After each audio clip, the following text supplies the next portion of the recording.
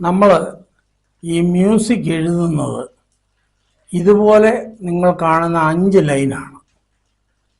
ഈ 5 ലൈനിൻ്റെ മുകളിലും അതിനുള്ളിൽ കാണുന്ന 4 സ്പേസിലുമായിട്ടാണ് നമ്മൾ മ്യൂസിക് എഴുതുന്നത്.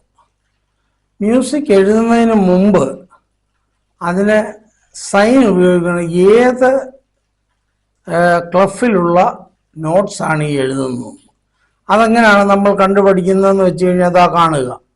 നിങ്ങൾ ഇതുപോലൊരു സൈനാണ് കാണുന്നതെങ്കിൽ ഇതിന് ജി ക്ലഫ് അല്ലെങ്കിൽ ട്രിപ്പിൾ ക്ലഫ് എന്ന് പറയും. എന്ന് പറഞ്ഞാൽ നമ്മുടെ വലത് കൈപ്പുറത്തെ 3ാമത്തെ ഒക്ടീവിൽ വായിക്കുന്ന നോട്ട്സാണ് ഈ ക്ലഫിൽ എഴുതുന്നത്. അതേസമയം നിങ്ങൾ ഇതേ രീതിയിലുള്ള ഒരു ക്ലഫാണ് കാണുന്നതെങ്കിൽ ഇതിനെ ബാസ് ക്ലഫ് എന്ന് പറയും. ഇത് നമ്മൾ എഴുതുന്നത് സാധാരണ ഇടത് കൈകൊണ്ട് വായിക്കുന്ന നോട്ട്സിൽ ഇടത് ഒക്ടീവിൽ കാണുന്ന 1ഉം 2ഉം ഒക്ടീവിലാണ് വായിക്കുന്നത്. അപ്പോൾ നിങ്ങൾ ഈ കാണുന്ന നോട്ട് ലൈനുകൾക്കകത്ത്, അതായത് സ്പേസിനുള്ളിൽ എഴുതുന്ന നോട്ട് കൊണ്ട് ലൈനയിൽ എഴുതുന്ന നോട്ട് കൊണ്ട് അത് 2 ക്ലഫിനും ബാധകമാണ്. ഇതല്ലാതെ തന്നെ അനവധി ക്ലഫുകൾ വേറെ ഉണ്ട്. അത് പോകെ പോകെ ഞാൻ നിങ്ങൾക്ക് പറഞ്ഞു തരാം. അപ്പോൾ നിങ്ങൾക്ക് ഇത് മനസ്സിലായി കാണും എന്ന് ഞാൻ വിചാരിക്കുന്നു. ഇനി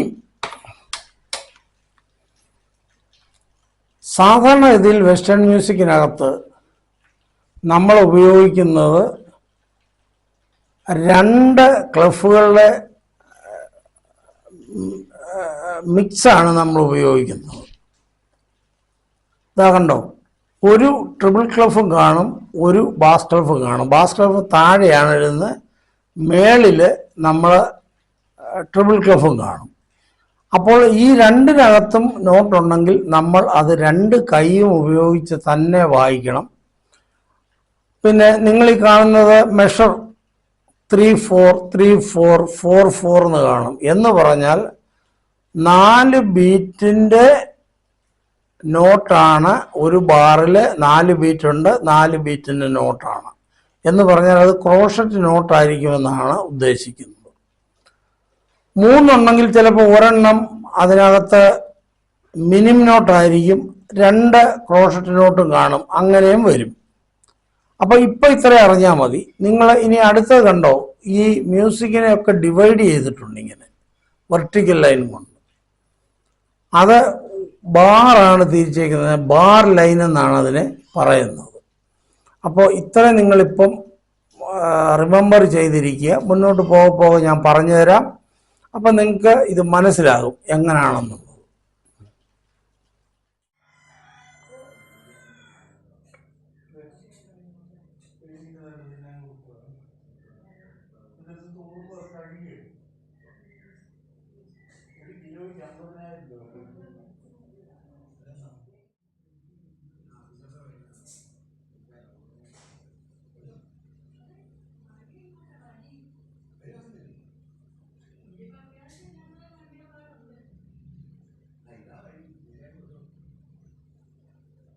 അപ്പോൾ നമ്മൾ ഈ ലെസൺ 1 വായിക്കുന്നത്. ലെസൺ 1-ൽ 5 ലൈനുണ്ട്. ആ 5 ലൈനിൽ എഴുതിയിരിക്കുന്ന നോട്ടുകൾ ഏതൊക്കെയാണെന്ന് ഞാനൊന്ന് പറയാം. ആദ്യം എഴുതിയിരിക്കുന്നത് സി, അതായത് ലെഫ്റ്റിൽ നിന്നും 2 ഒക്ടീവ് വിട്ടിട്ട് 3ാമത്തെ ഒക്ടീവിൽ വായിക്കുന്നതാണ് സി. നിങ്ങൾ കണ്ടു കാണും, കറുത്ത ഹെഡുണ്ട്, കറുത്ത ടെയിലുണ്ട്. അത് ക്രോഷറ്റ് നോട്ട് എന്നാണ് പറയുന്നത്. എന്നാൽ അത് കഴിഞ്ഞ് അതിൻ്റെ തൊട്ടടുക്കലുള്ള നോട്ട് അത് വൈറ്റ് ആണ്, അതിൻ്റെ ഹെഡ് അത് മിനിം നോട്ടാണ്, അത് 2 ബീറ്റാണ്. അത് കഴിഞ്ഞ് ലാസ്റ്റിൽ കൊടുത്തേക്കുന്ന നോട്ടിന് വൈറ്റ് ഹെഡ് മാത്രമേ ഉള്ളൂ, ടെയിലില്ല. അത് സെമി ബ്രേവ് നോട്ടാണ്. സെമി ബ്രേവ് മീൻസ് 4 ബീറ്റാണ്. അതുകൊണ്ടാണ് അത് അതിന് ടെയിലില്ല, ഹെഡ് മാത്രമേ ഉള്ളൂ. പിന്നെ തുടക്കത്തിൽ മ്യൂസിക്കിൽ കൊടുത്തിരിക്കുന്ന ആ ചിഹ്നം ജി ക്ലഫ് അല്ലെങ്കിൽ ട്രിപ്പിൾ ക്ലഫിൻ്റെ ചിഹ്നമാണ്. അപ്പൊ ഇത് വായിക്കുന്നതിന്റെ കൗണ്ട് എല്ലാം അതിന്റെ താഴെ എഴുതിയിട്ടുണ്ട്. അപ്പൊ ഇപ്പൊ നമ്മൾ കൗണ്ട് ഒന്നും ഇടുന്നില്ല, ജസ്റ്റ് നമ്മൾ വായിച്ചു പോവാ. അതാ ഒന്ന് കണ്ടുകൊള്ളുക.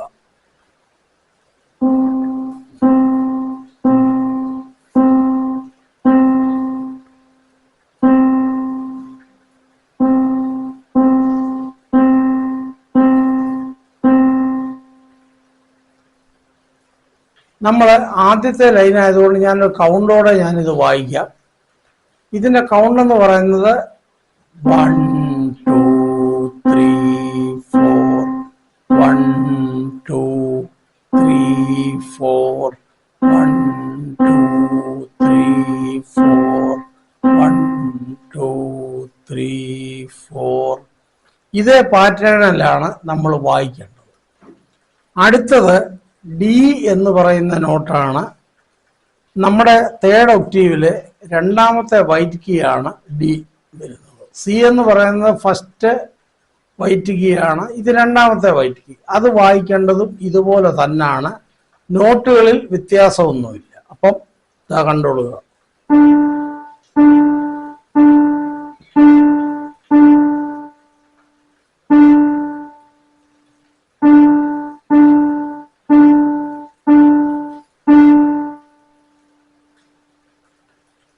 അടുത്തത് ഇ എന്ന് പറയുന്ന മൂന്നാമത്തെ വൈറ്റ് നോട്ട്. സെയിം രീതി തന്നെയാണ് വായിക്കേണ്ടത്. അപ്പൊ അതൊന്ന് നോക്കാം നമുക്ക്.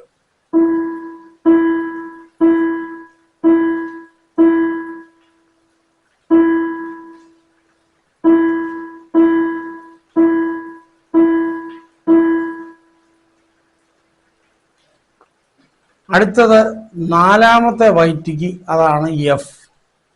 വായിക്കേണ്ട രീതി സെയിം, കൗണ്ട് അതിൻ്റെ താഴെ എഴുതിയിട്ടുണ്ട്. 1 2 3 4 1 2 എന്ന് അടുപ്പിച്ചിട്ടുണ്ട്, 2 ബീറ്റ് എന്നുള്ളതാണ് അർത്ഥം.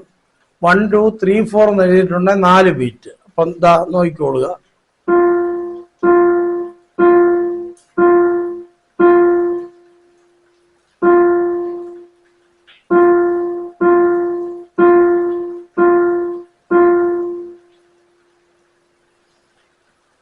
അടുത്തത് അഞ്ചാമത്തെ കീ, അതായത് ജി എന്ന് പറയുന്ന കീ. അത് നമ്മുടെ ലിറ്റിൽ ഫിംഗർ കൊണ്ടാണ് അഞ്ചാമത്തെ വൈറ്റ് കീയിലാണ് വായിക്കേണ്ടത്. വായിക്കേണ്ട രീതിയെല്ലാം സെയിം ആണ്. അപ്പോൾ ഒന്ന് വായിച്ചു നോക്കാം.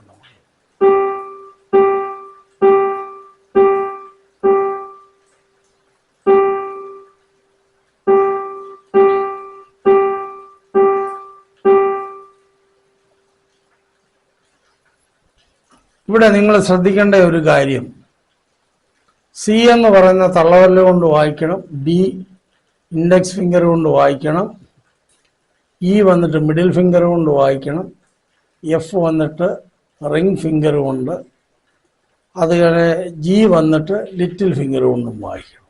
ഇതാണ് രീതി. കീബോർഡ് കൈ ഇങ്ങനെ വേണം വെക്കാൻ. അപ്പോൾ അതൊന്ന് കണ്ടുകൊള്ളുക. ഇനിയും താഴെ കൊടുത്തിരിക്കുന്നത് ഈ നോട്ടുകൾ എങ്ങനെ എഴുതണം, ഏത് രീതിക്കാണ് എഴുതേണ്ടത്, ഇത് നിങ്ങൾ ഒരു മ്യൂസിക് ബുക്ക് വാങ്ങിയിട്ട്, മാനസ്ക്രിപ്റ്റ് ബുക്കുണ്ട് മ്യൂസിക്കിൻ്റെ, അത് മ്യൂസിക് ഷോപ്പിൽ കിട്ടും. അവിടെ നിങ്ങൾ വാങ്ങിച്ചിട്ട് അതിൽ എഴുതി ഇത് പഠിക്കണം. അതാണ് താഴെ കൊടുത്തേക്കുന്ന രീതിക്ക്.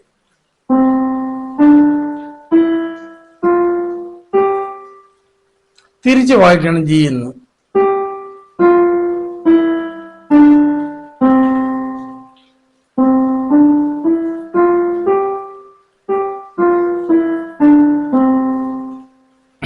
ഇനി നമുക്ക് രണ്ടാമത്തെ എക്സസൈസിലേക്ക് പോകാം.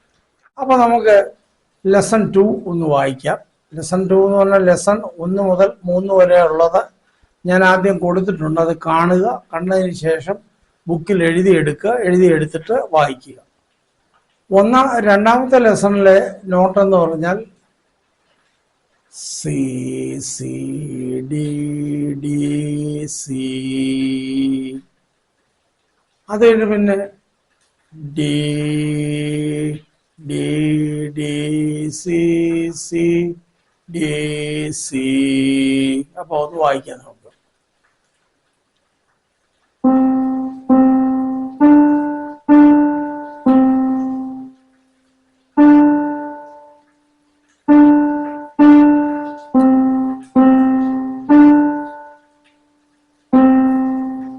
രണ്ടാമത്തെ line C C D D E E D,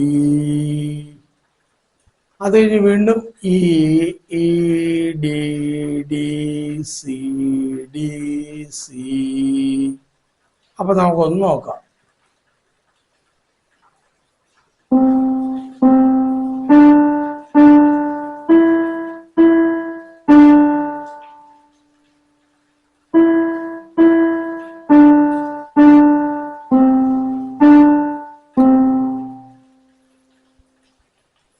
exercise 3 ഞാൻ നോട്ട് ഏതാണെന്ന് പറയുന്നില്ല, പ്ലെയിനായിട്ട് ഞാൻ വായിച്ചു പോകത്തേ ഉള്ളൂ. കൗണ്ട് എഴുതിയിട്ടുണ്ട് 4-4. അതിനെപ്പറ്റി ഞാൻ വിശദീകരിക്കുക എല്ലാത്തിനെ പറ്റി. തൽക്കാലം നമുക്ക് നോട്ടുകൾ ഒന്ന് ഫെമിലിയർ ആക്കാം, അതാണ് ആവശ്യം.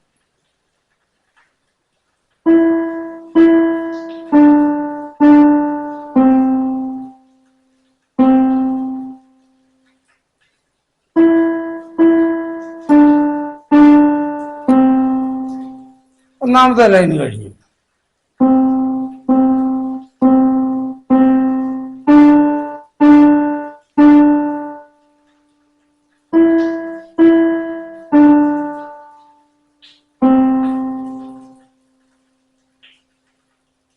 അപ്പൊ ഇത് മനസ്സിലായി കാണും എന്ന് വിശ്വസിക്കുന്നു. ഇത് മനസ്സിലായി കാണും എന്ന് ഞാൻ വിശ്വസിക്കുന്നു. അപ്പോൾ കീബോർഡ് ഉള്ളവർ ഇതേ രീതിക്ക് വായിച്ച് പഠിക്കണം. പിന്നെ കീബോർഡ് ഇല്ലാത്തവർ കീബോർഡ് വാങ്ങിക്കാൻ പ്ലാൻ ഉണ്ടെങ്കിൽ ദയവായി നിങ്ങളിത് കണ്ടു കാണും, 5 ഒക്ടീവ് വരുന്ന കീബോർഡ് തന്നെ വാങ്ങിക്കണം. 5 ഒക്ടീവ് ഇച്ചിരി വില കുറച്ച് വേണമെങ്കിൽ കാഷ്യോയുടെ കീബോർഡ് കിട്ടും. നിങ്ങൾക്കത് ഇഷ്ടമുള്ളിടത്തും നിങ്ങൾക്ക് വാങ്ങിക്കാം. കൂടാതെ ഫ്ലിപ്കാർട്ടിലും ആമസോണിലും കീബോർഡുകൾ ലഭ്യമാണ്. അതിനും നല്ല വിലക്കുറവുണ്ട്.